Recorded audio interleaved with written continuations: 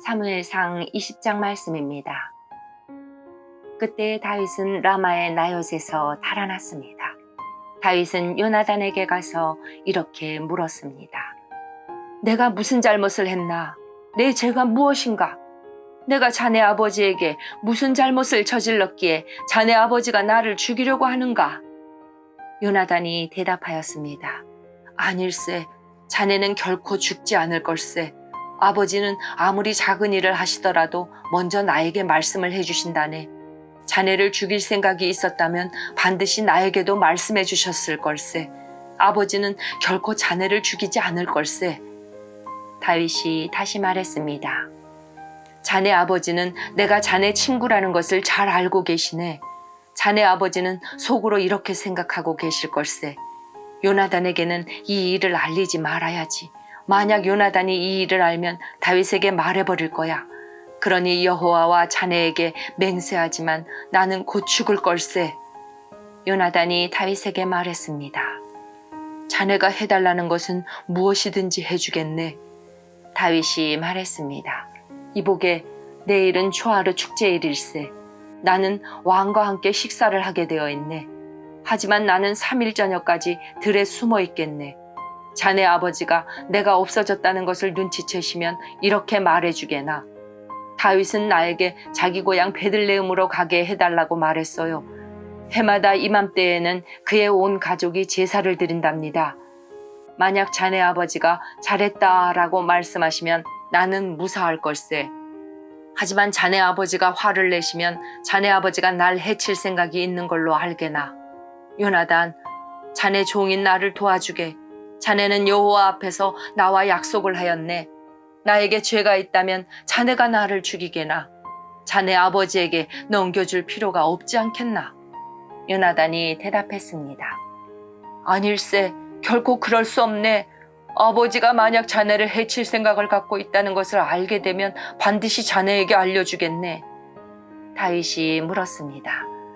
자네 아버지가 자네에게 엄하게 대답하면 누가 나에게 알려줄 수 있겠나? 요나단이 말했습니다. 들로 나가세. 그래서 요나단과 다윗은 함께 들로 나갔습니다. 요나단이 다윗에게 말했습니다. 이스라엘의 하나님 여호와 앞에서 이렇게 약속하네. 모레 이맘때까지 아버지의 마음을 알아보겠네. 만약 아버지가 자네에게 나쁜 마음을 품고 계시지 않다면 자네에게 그 소식을 알려주겠네. 하지만 만약 아버지가 자네를 해칠 마음을 품고 계시다면 그 사실도 자네에게 알려주겠네. 그래서 자네가 안전하게 멀리 도망갈 수 있도록 하겠네.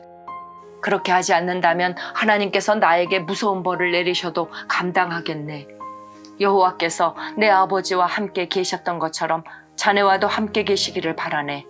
내가 살아있는 동안 나에게 여호와의 사랑을 베풀어 주게나. 그래서 내가 죽지 않게 해주게나. 내 집안에도 변함없이 사랑을 베풀어 주어야 하네. 여호와께서 자네의 모든 원수를 이 땅에서 없애버리시더라도 우리 집안에 대한 사랑을 버리지 말아주게. 요나단은 다윗과 약속을 하며 여호와께서 다윗의 원수들을 벌 주시기를 바라네 하고 말했습니다. 그리고 요나단은 다윗에게 자기와 맺은 사랑의 약속을 다시 말하게 했습니다. 요나단은 다윗을 자기 목숨만큼 사랑했기 때문에 그런 약속을 하게 하였습니다. 요나단이 다윗에게 말했습니다. 내일은 초하루 축제일이네. 하지만 자네의 자리는 빌 것이고 내 아버지는 자네가 없어졌다는 것을 알게 될 걸세.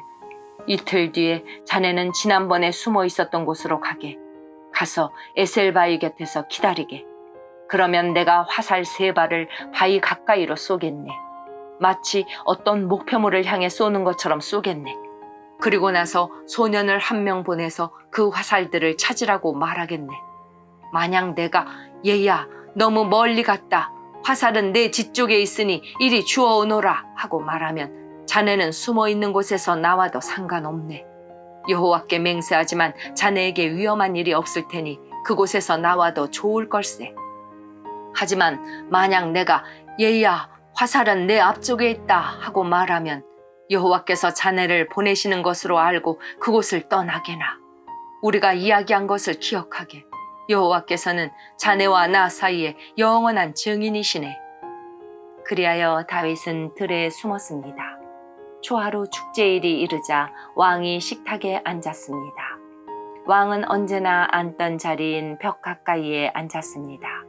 요나단은 왕의 맞은편에 앉았고 아브넬은 왕의 곁에 앉았습니다. 하지만 다윗의 자리는 비어 있었습니다. 그날 사울은 아무 말도 하지 않았습니다. 사울은 다윗에게 무슨 부정한 일이 생겨 나오지 못한 거겠지 하고 생각했습니다. 이튿날은 그달의 두 번째 날이었습니다. 다윗의 자리가 또 비어 있었습니다. 이번에는 사울이 요나단에게 물었습니다. 이새의 아들은 왜 이 식탁에 어제도 오지 않고 오늘도 오지 않는 거냐? 요나단이 대답하였습니다.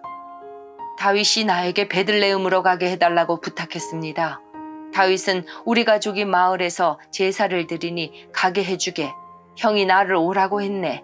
자네가 내 친구라면 내 형들을 만나게 해주게 하고 말했습니다. 그래서 다윗은 왕의 식탁에 나오지 못했습니다. 그러자 사울은 요나단에게 화를 내며 말했습니다. 이 바보 같은 놈아!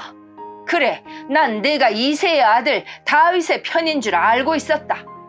너는 너뿐만 아니라 너를 낳아준 내 어미도 수치스럽게 만들고 있다. 이새의 아들이 살아있는 한 너는 절대로 왕이 될 수 없고 나라를 가질 수도 없다. 그러니 이제 사람들을 보내어 다윗을 끌고 오너라. 다윗을 반드시 죽여야 한다. 요나단이 자기 아버지에게 물었습니다. 다윗이 왜 죽어야 합니까?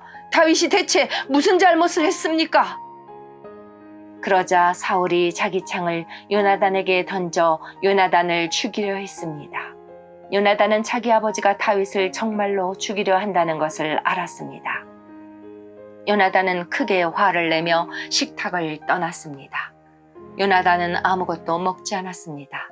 그날은 그달의 이틀째였습니다. 요나단은 다윗을 죽이려는 자기 아버지의 모습을 보고 마음이 상했습니다.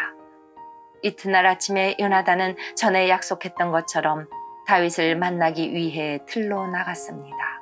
요나단은 어린아이를 데리고 갔습니다. 요나단은 아이에게 달려가서 내가 쏘는 화살을 찾아오너라 하고 말했습니다. 아이가 달려가자 요나단은 아이의 앞으로 화살을 쏘았습니다. 아이는 화살이 떨어진 곳으로 달려갔습니다. 요나단은 이 아이 뒤에서 외쳤습니다. 화살이 내 앞쪽에 있지 않느냐? 요나단이 또 외쳤습니다. 서둘러서 빨리 뛰어가거라. 머뭇거리면 안 된다. 아이는 화살을 주어 자기 주인에게 가지고 돌아왔습니다. 아이는 이 모든 일이 무슨 뜻인지를 알지 못했지만 요나단과 다윗만은 알고 있었습니다. 그리고 나서 요나단은 자기 무기를 아이에게 주면서 마을로 돌아가거라 하고 말했습니다. 아이가 떠나자 다윗은 바위의 남쪽에서 나왔습니다. 다윗은 땅에 머리를 대고 요나단에게 절을 하였습니다. 다윗은 그렇게 3번 절을 하였습니다. 그리고 나서 다윗과 요나단은 서로 입을 맞추면서 함께 울었습니다. 다윗이 더 많이 울었습니다. 요나단이 다윗에게 말했습니다.